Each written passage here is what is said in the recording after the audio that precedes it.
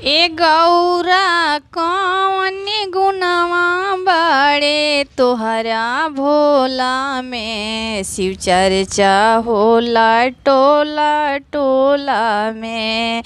गौरा हो कौन गुनवा बड़े तोहरा भोला में, शिव चर्चा होला टोला टोला में। गरवा में सरफ की माला, भोला के डाँड़वा में मिर्ग के छाला। सखी हो यही गुनवा बड़े हमरा भोला में, शिव चर्चा होला टोला में नासा। सखी हो गरवा में सरफ के माला पहनले बड़, सखी हो डाँड़वा में मिर्ग के छाला। सखी हो यही गुनवा बड़े हमरा भोला में, शिव चर्चा होला टोला टोला में। भोला के जटा जटा धारी भोला हउए जटा धारी, भोला हउए जटा धारी।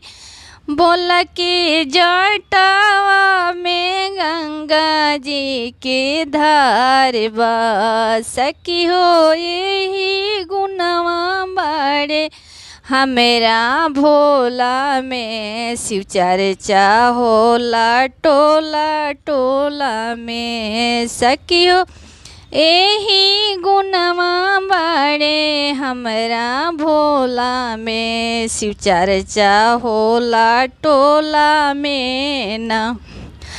ए गौरा कौन गुनवा बड़े तोहरा भोला में, शिव चर्चा होला टोला में ना।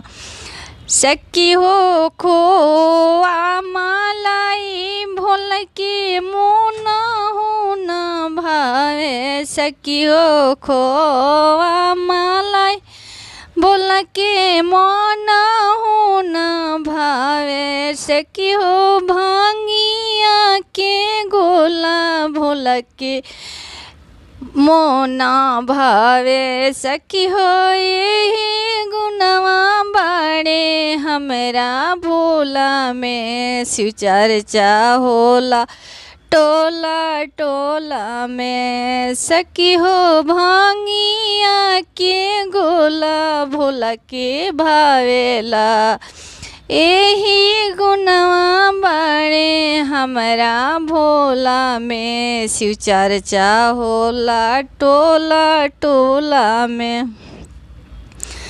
ए गौरा कौन गुनवा बड़े तोहरा भोला में, शिव चर्चा होला टोला टोला में। ये गौरा कौन गुनवा बड़े तोहरा भोला में, शिव चर्चा होला टोला में ना। भोला के कानावा में बिछुआ के कुंडा, भोला के गरवा में सरफ के माला पहनले बाड़े भोला। हमरे अड़ा भांगी ना। सखी हो यही गुनवा बाटे हमरा भोला के, शिव चर्चा होला टोला में ना। ये सखी यही गुनवा बाड़े हमरा भोला के, शिव चर्चा होला टोला में ना।